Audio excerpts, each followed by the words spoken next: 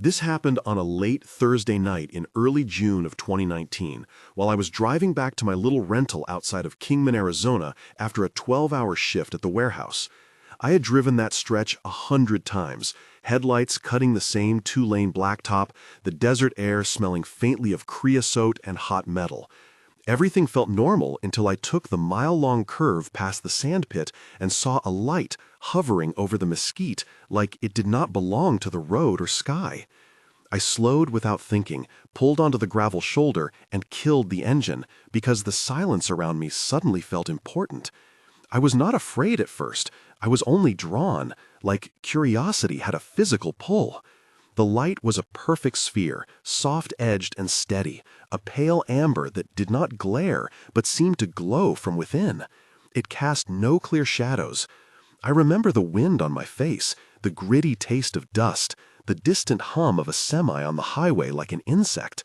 Then there was an absolute silence that seemed to press the world inward, as if sound itself had been temporarily muted. I stepped out and felt the ground under my boots, cool from the night, the rough texture of gravel under my soles, the smell of old gasoline in the air.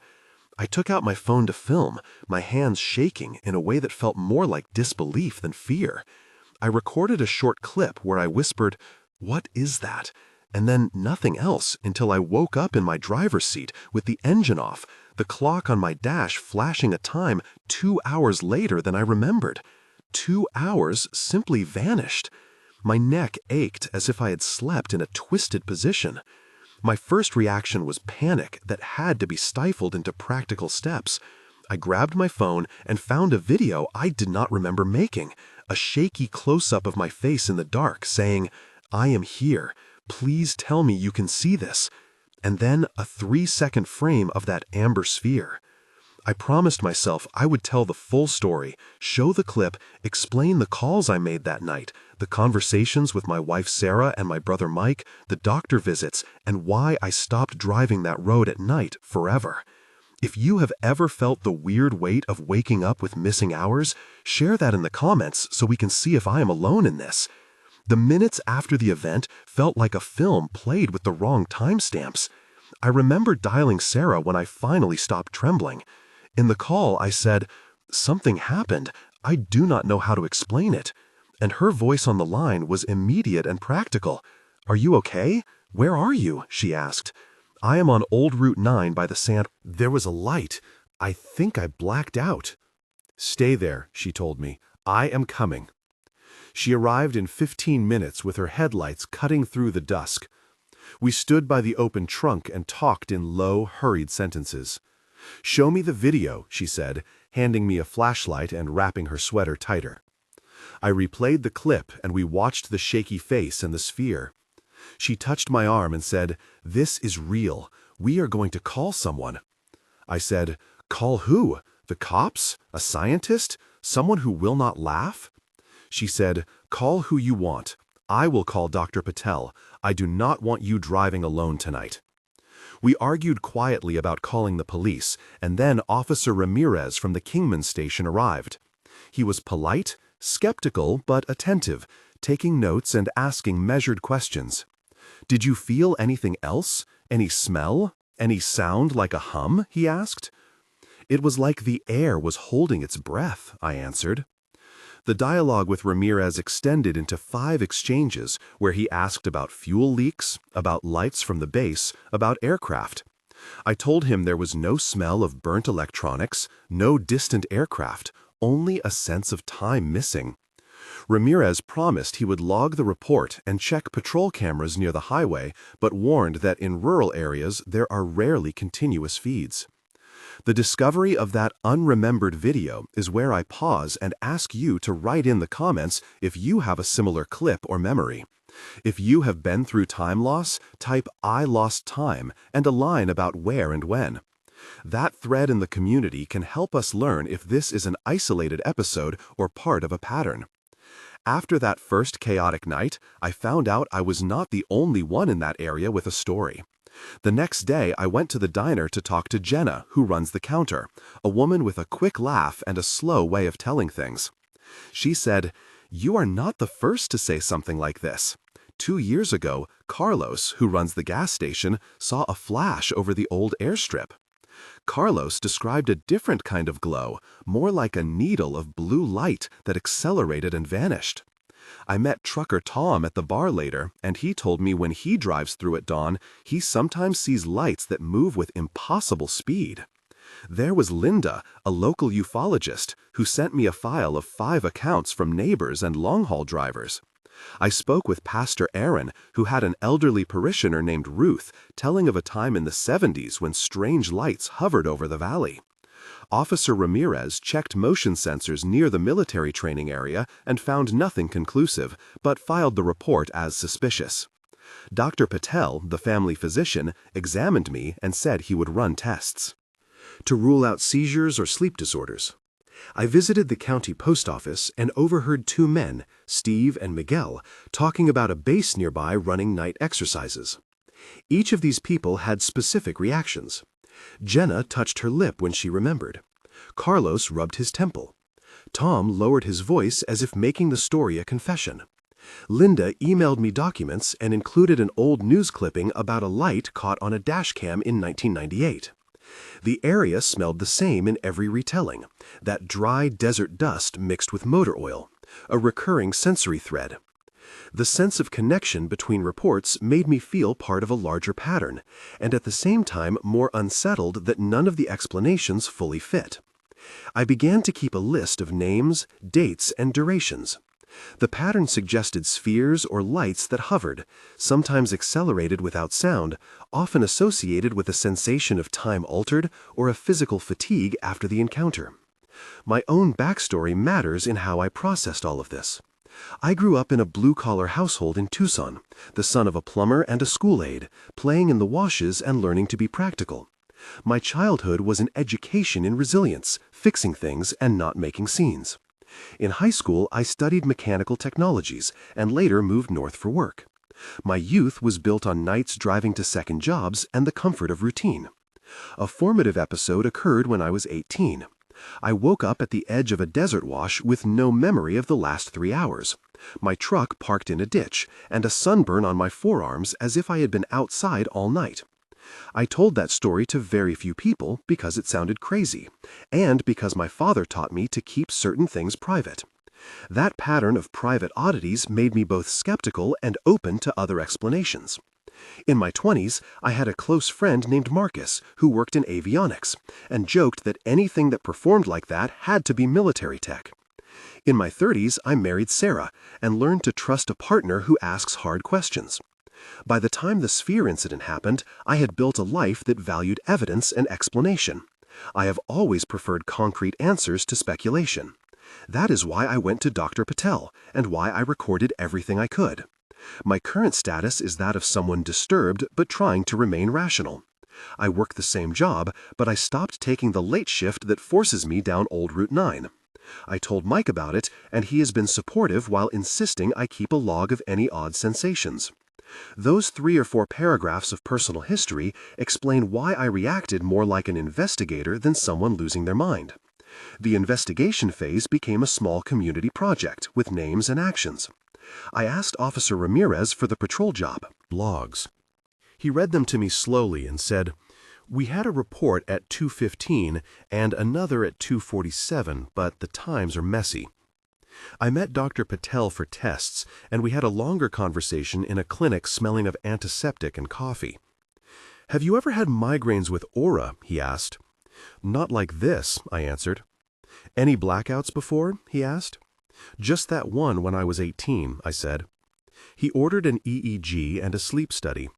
The sleep study technician Tara was patient and explained each step, probing my memory and noting subtle reactions. My wife Sarah arranged a meeting with a consultant named Linda who had worked for years collecting witness testimony. Linda asked me about the feel of the air, about a pulse or ringing. I told her there was a pressure at my temples and then not. I called Mike, who lives in Phoenix. "Do not feed the panic," he said. "Document, photograph, and be skeptical." That short burst of sibling pragmatism helped me steady. I also found a witness who had video taken by a dash cam. The dashcam footage came from a driver named Roberto, and it showed a different light, a white spike moving fast with something like a shimmer around it. We compared the hues, the motion, the absence of sound. The community reactions included disbelief, fear, curiosity, and in some cases thinly veiled excitement. The word military base came up often because of the training area 30 miles away. But experts I spoke with said the movement profiles did not match known unmanned aircraft or flares. The idea of abduction was whispered by a few, an old trope that made me uncomfortable, but the sensation of having time removed made the thought linger in the edges of my mind. There were several moments of tension that I will not forget and that I replay in my head. One came on the third night when I returned to the spot with Mike and Sarah, despite our better judgment. We parked a safe distance away and watched. The world there had a different texture at night, a fine sand whispering underfoot, a faint metallic tang in the air that I had not noticed before. We argued quietly about staying. "Maybe we should go," Sarah said. "No," I insisted. "I need to know." In 2 paragraphs, the tension tightened. The sphere appeared farther away than the first night, moving with a deliberate slowness. It pulsed and then shot sideways with impossible acceleration that made all 3 of us gasp. My throat closed. My mouth tasted like pennies. The hairs on my arms stood erect. We recorded audio and video, but the files later showed only static for a 30-second window where our memory says we watched a rapid displacement. That gap felt like an accusation. Another tense moment came during a doctor's appointment when Dr. Patel reviewed the EEG and said, "There are anomalies, but nothing decisive." My hands go cold as he consulted a neurologist by phone. In that room, the air was clinical and my memory felt like a fragile artifact. The third tense scene was the night a neighbor, Mr. Cruz, confronted a group of teenagers who had been at the sandpit with flashlights. He said, "Get out of here. You do not know what you are messing with." The teens swore they saw a light like a star falling and then rising. Their faces were pale, and they spoke in quick staccato sentences that tried to justify themselves. Each of these moments lasted with the weight of decisions and left me jittery for days. Dialogue played a crucial role in shaping my certainty and doubt. At a community meeting where volunteers gathered to compare notes, the conversation stretched into 5 exchanges that changed the tone of the entire project. I said, "Someone else needs to have experienced the same loss of time." Linda replied, "We have 10 testimonies that mention missing hours." Mike asked, "Could this be some new military system?" Officer Ramirez said, "We cannot rule out classified tech, but the acceleration does not fit current craft." Dr. Patel added, "Medically, unexplained amnesia can be organic, but we must correlate it with external stimuli." The room fell into a hush, and then Jenna said, "Either way, we documented and we do not let people air their fears without listening." That exchange of 5 to 7 turns between named individuals grounded the investigation in real voices and anchored my memory against the fog of uncertainty. As the months passed, the consequences settled into my life. I kept a journal, met with Dr. Patel monthly, and avoided nighttime driving on that highway. I lost the casual trust in darkness.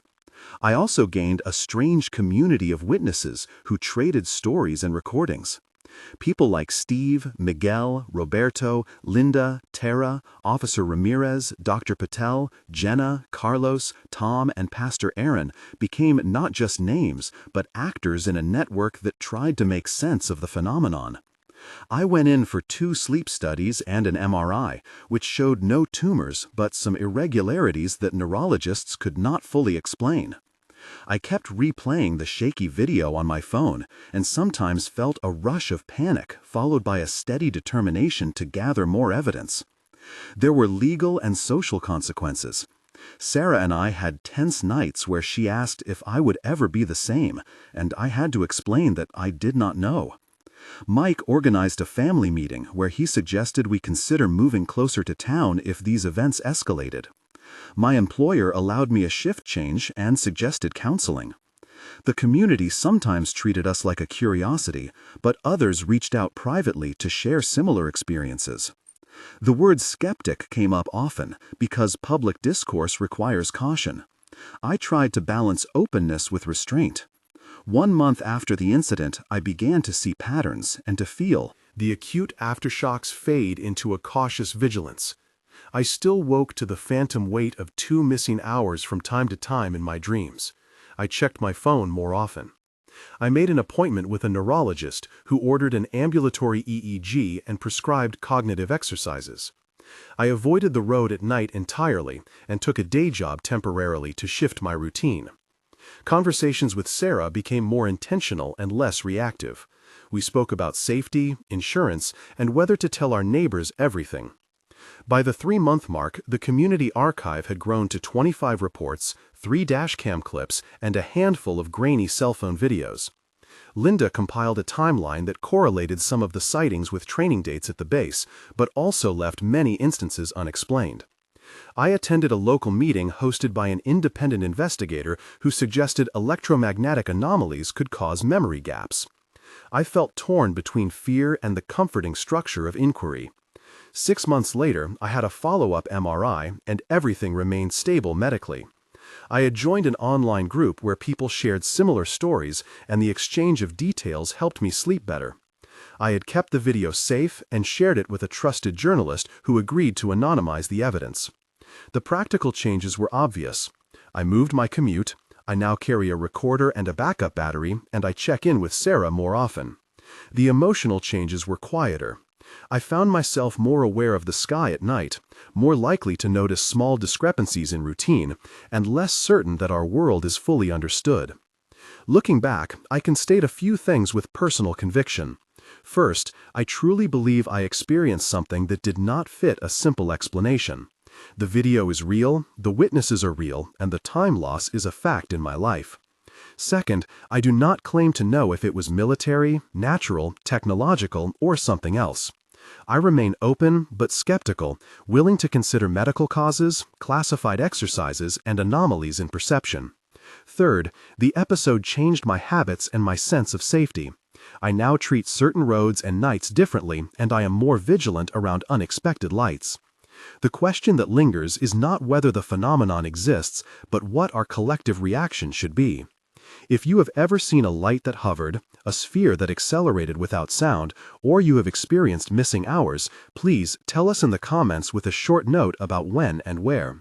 Your account may help build a pattern that science or journalism can pursue. For me, the story ended not with certainty, but with a new practice of documentation, of community, and of patience. Sometimes the most honest thing to admit is that an event refuses the neat categories we prefer. I keep the clip on my phone, and when I scroll through it, I am reminded that the world can surprise us in quiet ways. In the end, I learned that maybe what we lack is not proof alone, but the courage to tell our stories out loud.